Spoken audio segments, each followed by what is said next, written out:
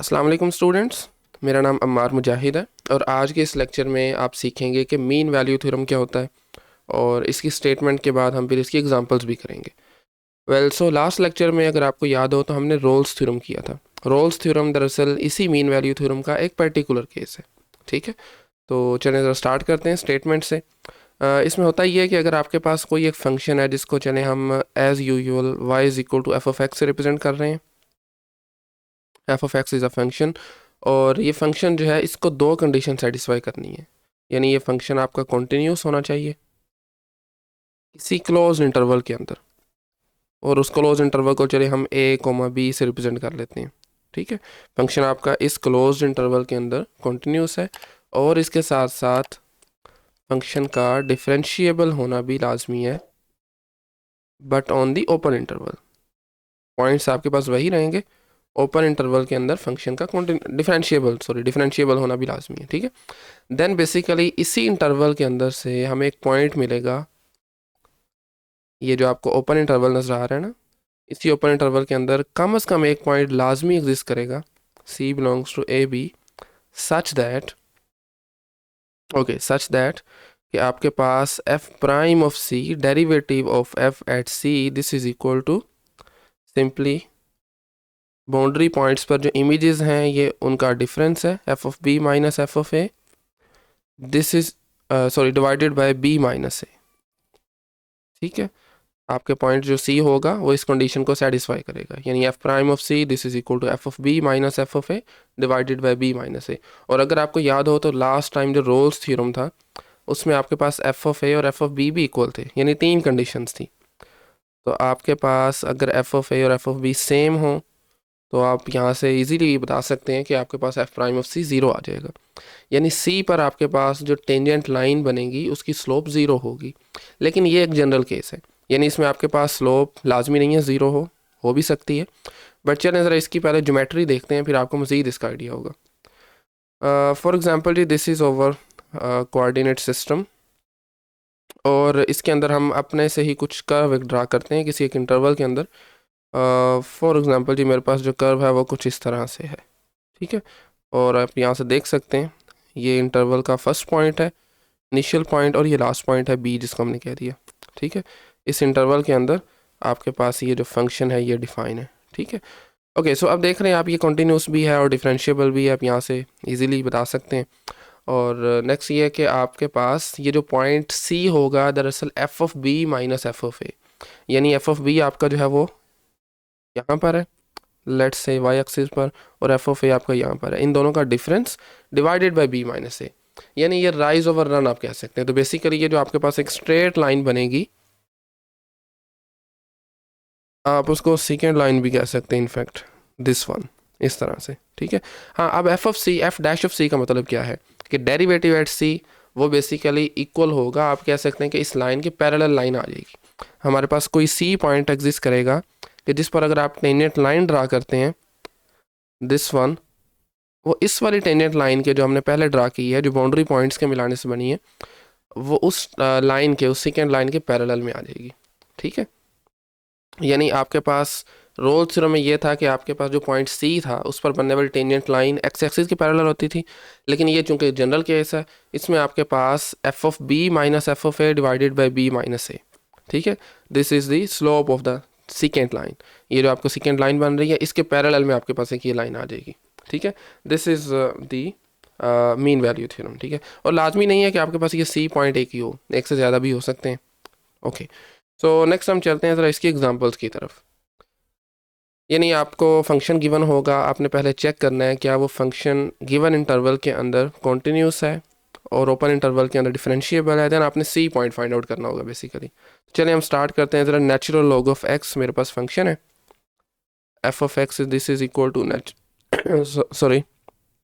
Natural log of x, और हम जो इंटरवल ले रहे हैं वो 1,4। ठीक है, 1,4 जो है वो हमारा इंटरवल है। ओके, तो अब देखें ज़रा, आपने इसको सिंपली c की वैल्यू फाइंड आउट करनी होगी आपने, और उसके लिए natural log of x simply आप जानते हैं कि ये इस इंटरवल के अंदर कॉन्टीन्यूस भी है और डिफरेंशिएबल भी है। चलें, चूँकि ये एक सिंपल सा फंक्शन है तो हम इसका ग्राफ ड्रा कर लेते हैं।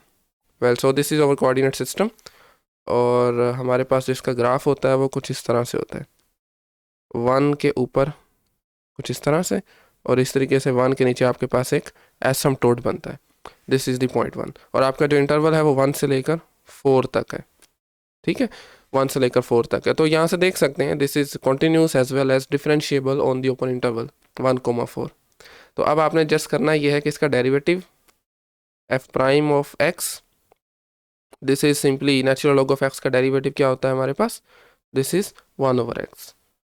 ओके, सो डेरिवेटिव हमारे पास आ गया। अब आपने जस्ट इसमें वैल्यूज पुट करनी है। F prime of c, f prime of x क्या है, 1/x है। तो अगर आप एक्स को सी से रिप्लेस करते हैं तो we get 1/c, this is equal to f of b minus f of a. तो चलें एक बार लिख लेते हैं, f of b minus f of a and whole divided by b minus a. तो यहाँ से अगर आप देखें तो 1/c किसके इक्वल आ जाएगा, एफ ऑफ बी हमारे पास simply natural log of b क्या है, 4 है। आपके पास ये ए 1 है और बी आपके पास 4 है, तो natural log of 4 minus natural log of आपका ए आ जाएगा which is 1 in this case, natural log of 1। और आप इसको डिवाइड करेंगे जी 4 माइनस 1 से, b minus a. Well, so natural log of 1 is 0, तो natural log of 4 divided by 3 आ जाएगा। Natural log of 4 divided by 3, this is equal to 1/c। तो आपको चूंकि वैल्यू c की चाहिए तो आप दोनों तरफ रेसिप्रोकल कर दें या क्रॉस मल्टीप्लिकेशन भी कर सकते हैं।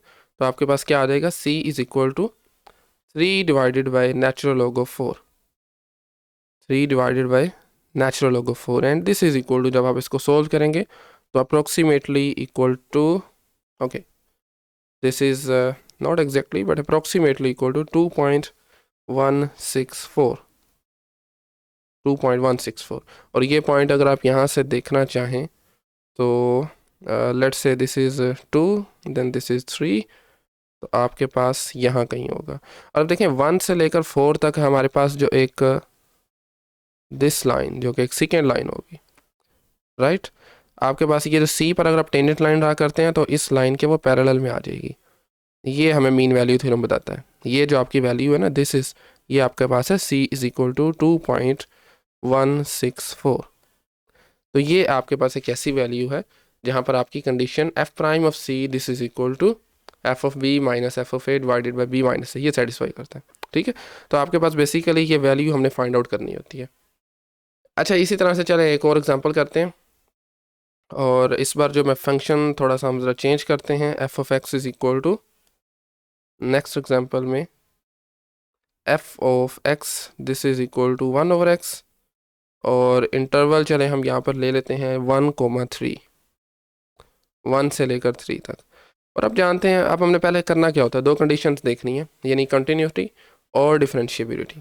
तो कंटिन्यूटी क्या होगी इस केस में, 1 से लेकर 3 तक फंक्शन इज कॉन्टीन्यूस, क्योंकि 0 के अलावा हर पॉइंट पर ये कॉन्टीन्यूस होता है, 0 इस इंटरवल में नहीं है। तो पहले ज़रा आसानी के लिए हम इसका ग्राफ ड्रा कर लेते हैं। वैसे अगर ग्राफ ना भी आप ड्रा करें, सम टाइम कोई ऐसा फंक्शन आ जाए तब भी ये फाइंड आउट किया जा सकता है, लेकिन चूंकि हम ज़रा फंक्शन 1/x लिया हुआ है तो इसका ग्राफ हमें पता है, तो पहले ज़रा ग्राफ ड्रा कर लेते हैं। Okay, so this is the graph of f of x is equal to 1/x। ठीक है, कुछ पार्ट इसका फर्स्ट क्वाड्रेंट में है, बाकी का थर्ड में।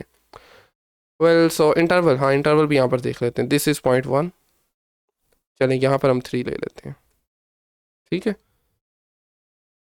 और ये पॉइंट आपका 2 होगा। 1 पर आपके फंक्शन की वैल्यू यहाँ पर है, 3 पर यहाँ पर है। ठीक है, ओके सो अच्छा, इसको थोड़ा सा ज़रा मैं क्लोज करके ड्रा करते हैं। शेप तो इसकी यही है, लेकिन चलें ज़रा इसको हम थोड़ा सा इस तरह से। Okay, yes, now it is fine. So 1 पर वैल्यू इसकी यहाँ पर आएगी, 3 पर ये वाली ले लेते हैं। वेल, ओके, सो अब हमने क्या करना है, देखें ज़रा इस इंटरवल के अंदर हमारे पास फंक्शन यहाँ पर देखा जा सकता है, दिस इज़ कॉन्टीन्यूस। ठीक है, और इसके साथ साथ डिफरेंशिएबल भी है। वेल, तो अब क्या होगा जी, क्या करेंगे हम इसको।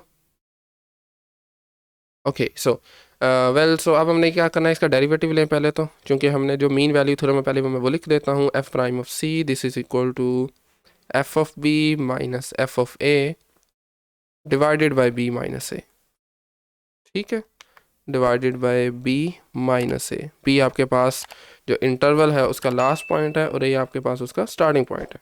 ठीक है, ओके, सो वेल, सो क्या करेंगे अब, आपने just f prime of c calculate करना है। इसके लिए हमें पहले एफ प्राइम ऑफ एक्स देखना पड़ेगा। This is equal to 1/x का डेरिवेटिव क्या होता है, दिस इज -1/x²। थोड़ा डायरेक्ट कर रहा हूँ मैं, पावर रूल लगेगा वैसे यहाँ पर, तो -1/x²। और यहाँ से हमारे पास एफ प्राइम ऑफ सी क्या बनेगा, -1 divided by c²। This is equal to f of b. Function में आपने x की जगह b पुट करना, और b क्या है हमारे पास 3 है, a क्या है 1 है।